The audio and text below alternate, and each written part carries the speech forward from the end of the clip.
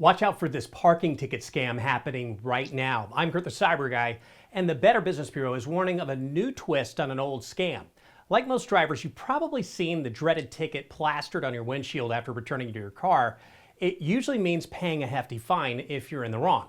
However, scammers are hoping drivers won't be paying that much attention to those tickets. Here is how the scam works. They're creating fake parking tickets to leave on cars.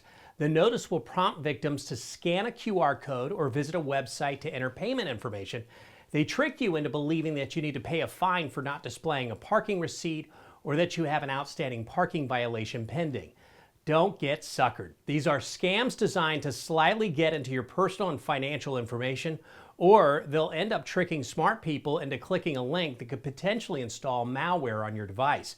Here are my top tips to avoid this scam. Number one, pay attention to where you're parking. If you receive a ticket, look up at the local parking laws for where you received it to make sure that you're complying with those posted signs.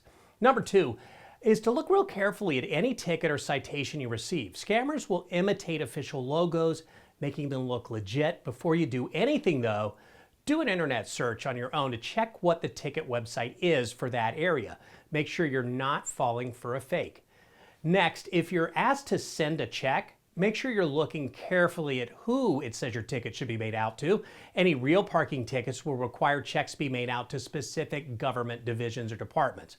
Finally, if you do receive a legit parking ticket, pay it with a credit card if possible. This will make it easier in the long run to report fraudulent charges just in case it does end up being a scam.